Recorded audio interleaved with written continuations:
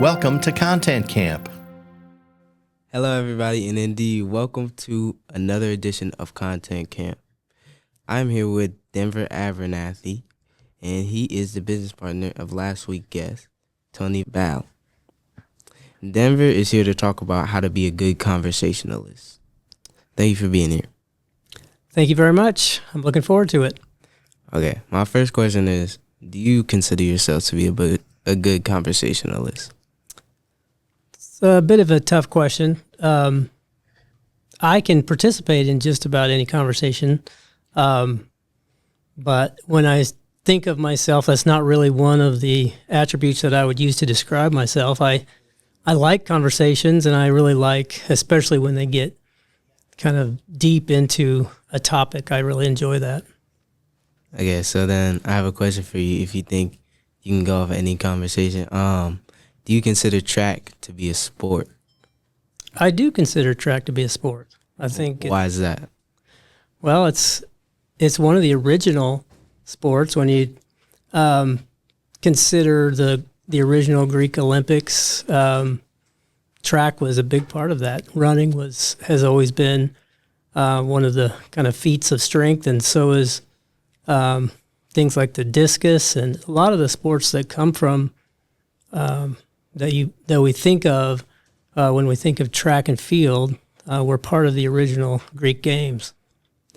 Okay, well, I would rebuttal that saying, like, don't sports usually involve balls or more than, like, just running? And most of what you do in track is just running. So would you call, because soccer has you're kicking a soccer ball and you're running, but you're just running in track.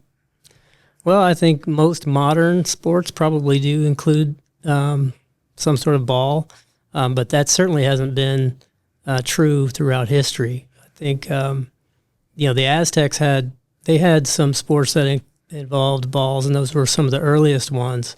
But most of the ancient sports were really running and throwing and jumping. Okay. I do have a question for you. It's about math, the worst subject ever in my opinion. How did that happen? Like, when did somebody say, "Oh, let's add math to the world"? Well, I think math in some fashion has been around at least since writing. A lot of times, early writing was originated to be able to keep track of inventories, and if you're going to sell some grain, you need to know how much you have, and then if you sell a portion of that, you need to know what you have left to sell. You need to be able to figure change and that sort of thing. So math is an important subject. It always has been, but especially since the advent of writing. Algebra was invented kind of in the Middle Ages in the Middle East, and that really changed the whole outlook of mathematics. So I think it's very important. I agree, it's not one of my favorite subjects in the world, but I think we have to have it, and we really have to make sure we know at least the basics of mathematics. All right, so staying on that topic, knowing the basic of mathematics, then what would you consider to be the basics? Like, if you're in high school and you're taking math, what math course should be like the final math course you take? Like, The final? should you stop at pre-calc? Should you go to calculus? Or I think that's really depends on what the school offers and how comfortable you are with math. I think everybody should at least have a year or two of algebra and geometry. But, if you want to go on to take calculus, advanced math, and that sort of thing, I think that the more math you have, probably the better off you'll be. And especially if you go on to college, you're going to need to take some more math anyway. So I think as much math as you can get, that's the answer. a lot of people say the argument that some math is useless. Like, I hear a lot of students say that some math that you never use in the real world. Do you agree with it, that some of the math you may not be using in the future? I think there's a lot of math that many of us will never use, but the problem with thinking that way, and I am guilty of that as well sometimes, but you don't know what math you might have a use for until you're exposed to it. So the schools, they would be doing you a disservice if they didn't introduce you to those mathematics. So if you were, if you didn't want to take advanced math, that's fine, but now you'll never know if that's something you would want to pursue in college and beyond if you've never even taken a look at it. So I can see why they kind of force you to be exposed to some of those things. Moving on to another subject that would relate to math, or you need to know extreme amount of math. Time travel. Do you know anything about time travel, if it really exists? No, I'm not an expert in time travel, but do I think it exists? I don't personally think that it exists, because I think if it did, we would be bumping into people from the future or from the past and all the time. So, because I think if we could do it, we would do it. And even if that's many years down into the future, we would figure out how to do it and we would come back. So I think because we don't see people introducing themselves as from the future, I don't think it exists. But I'm no scientist either, so maybe.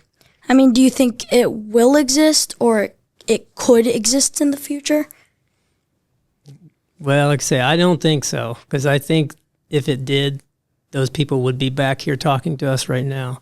But, I think anything is possible in this universe. There's so much that we don't know and don't understand. And, we tend to think that physicists know all the rules and that sort of thing, but they don't. They really don't know much of anything. Everything that they write papers about are really theoretical.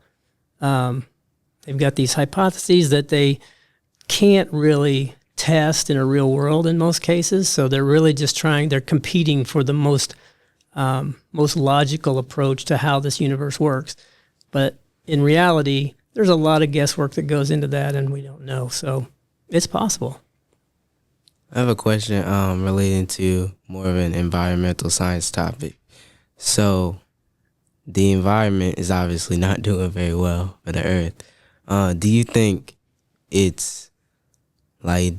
we should be working on sustaining the environment, using more sustainable resources, even though a lot of us probably won't be around to enjoy the benefits of using those resources and saving? That's a good question.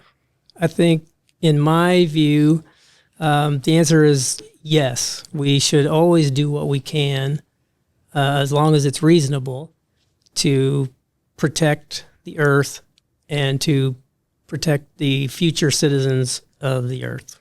And in my case, my children, I want them to have a good world to live in and raise their children in, and so forth. So I think it only makes sense that we try to not be wasteful with our resources, and that we take care of our water and our air and all that sort of thing. I'm not really a big fan of when we talk about sustainability, putting ourselves in jeopardy by things like stopping the production of coal and oil, and that's. I think we need to have those resources available while we work on things like solar and wind. I think those things are going to be much better in the future, and those are going to help. I don't think the world is ready to just cut off the fossil fuels today, but there are obviously those who disagree. But I think some European countries have tried it and have had to reverse, and I think we would be in the same boat if we tried that. But in general, I think it's always a good idea to protect what you have. Well, I like to propose, what if I'm a rich business owner and I own an oil company or a coal company? We burn things to make energy for people. So then is it right for me to start saving for the environment, but taking food out of my family mouth, taking money out of like our pockets to help other people? It's a good question. I think there's always a certain amount of sharing that needs to happen. I think obviously in this world we have a huge divide between rich and poor, and most people on the poor spectrum, they have no idea what rich even means. They can't even imagine the wealth that those top 1% and 2% people have. So I think those people certainly should be willing to share what they have, but I think also the rest of us, there's room for the rest of us to share as well. I think there's lots of things that we can, whether it's just cash or if it's if we can share the talents that we have and the skills and help others, I think we should be willing to do that. I have a question relating to kind of the big problems on Earth is if those problems were solved, do you think it would help help Earth, or do you think people would find another way without physically hurting with pollution, find another way to hurt the Earth? I think most people, and let me know if I'm not answering the question, but I think most people want to do good. I don't think people are looking for ways to hurt the Earth and to hurt each other. We mostly do what's in our best financial interests or in the interests of our families. And sometimes taking the easy approach that's just what we do by nature. And so I think that oftentimes hurts people. We're not intending to. So I think if people are given another way, if they're given a better way, they'll do that. Yeah, but if poverty was solved, world hunger was solved, pollution, all that kind of stuff, if that was solved, do you think that it would hurt the world more, making other ways for people to hurt the Earth, not intentionally? I see what you mean. So you're meaning if we solved world hunger, would that just mean more mouths to feed and more resources used? Or just the problems of the world that could lead to no more life signs on Earth far, far in the future. If all of that was solved, do you think it'd cause more problems or less? That's a tough one. I think if we could solve some of the big problems today, then I think that would have a good positive effect into the future. So if we solved world hunger today, that would cause some problems. I think there are a lot of people. There are a lot of mouths to feed already, and there would continue, there'd be more mouths to feed, which would, we'd have more resources depleted on the Earth and so forth. But I happen to think that we as humans would figure all that out. I think the answer is to solve the world hunger if we can, and then worry about those future problems later. And I think as humans, we're pretty smart, and we would figure out ways to make it all work. So sort of staying on that type of topic, it goes a little bit off, but we're exploring space a lot more now. There's a lot more Mars missions you see on the news and things that they're going to Mars, they're going to the moon, taking space trips, spending a lot of money. But a lot of people make the argument that we haven't even explored all of the ocean on Earth. So do you think we should be exploring space when we haven't even finished exploring the Earth yet? It's a fine line. I think it's hard to justify spending the kind of money that we do, especially when you have giant government programs. I think they tend to waste a lot of money. A lot of those programs exist to give money to their friends. So the way we do it is probably not the best. But we are human, and we like to explore things, and I think for sure if it's out there and we have the ability, we're going to explore it.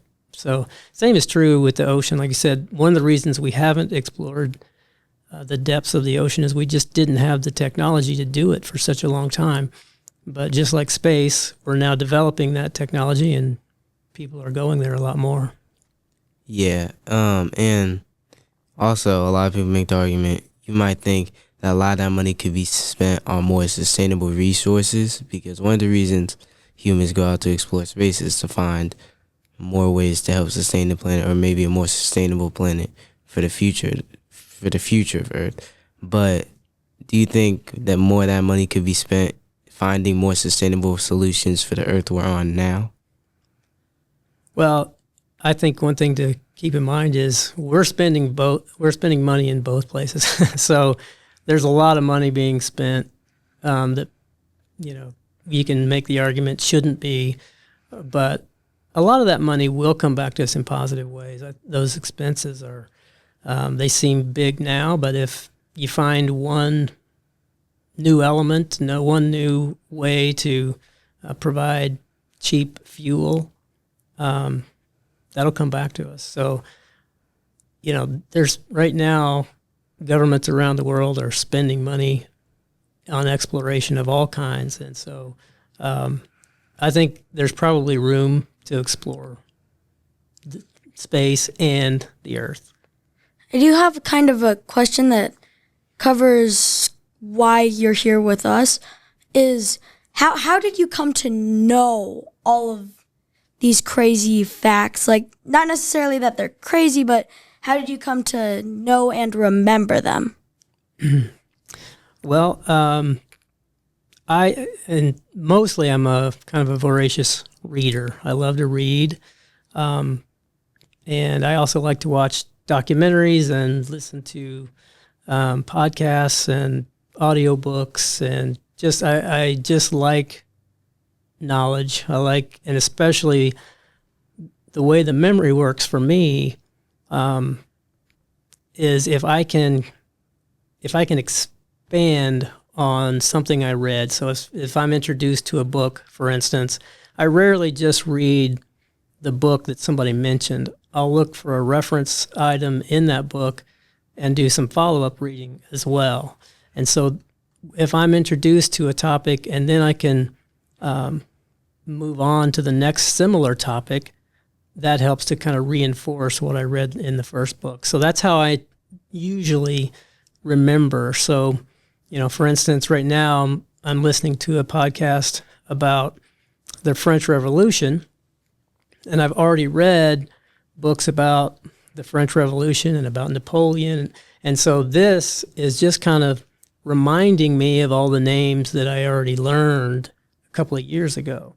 And so that's usually the way it sticks. So sometimes I'll read a book and it won't stick at all. I'll move on to a different topic. But then when I read another similar book in a year or two, it'll all come back to me. Yeah, do you think that more people should dig deeper with a book that they might be interested in? Like how you might go on to another book that has the same topic, but maybe it's specified like something in that other book that you read. Do you think more people should do things like that? I think so. I think, another example, I once read a book about Donner Pass and the wagon train that got stuck in the snow, and then so there were instances of cannibalism and starvation and that sort of thing. And at the time, I found that to be an interesting read, but I walked away from it. And then probably 10 or 15 years later, I read a book about, it was a novel that took place during the siege of Leningrad in World War II. And it was a fascinating novel, and it referenced an actual firsthand account of the siege of Leningrad. So I went and I read that book called The 900 Days.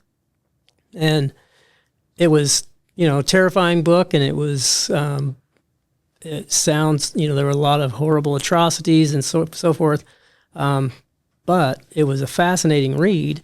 And so after that, I went on to read about starvation in China. And so it just, that one book led to another. By the time that was over, I had read probably 5 or 6 books, all about starvation events and how people react and how governments react. And I feel like, well, it's kind of a topic I can talk about now. If that ever comes up, I've got a lot of information that I can offer to that conversation. So, staying on this kind of book topic, do you have any preference when it comes to book? Like, do you like nonfiction, fiction, or what are your favorite types? I'm almost entirely nonfiction. I like history a lot, but I read some more modern biographies as well, but mostly historical biographies. I read fiction as a way to I refer to it as cleansing the palate. So if I read 3 or 4 Civil War books in a row, I will and I want to move on to the next topic. I'll read a fiction, I'll read a novel of some kind to just kind of get my brain cleared and ready for the next topic. So I read, for instance, things about the American Indians. I've got kind of a fascination with the Americas pre-1492. Anytime somebody writes a book about what the Americas were like before Columbus, I'm going to read it. So, but if I'm already on another topic, I won't go straight into it. I'll read some kind of a usually I like kind of more classic novels, but sometimes even I'll read a Stephen King or something, anything to kind of clear my brain so I can be ready for that next topic.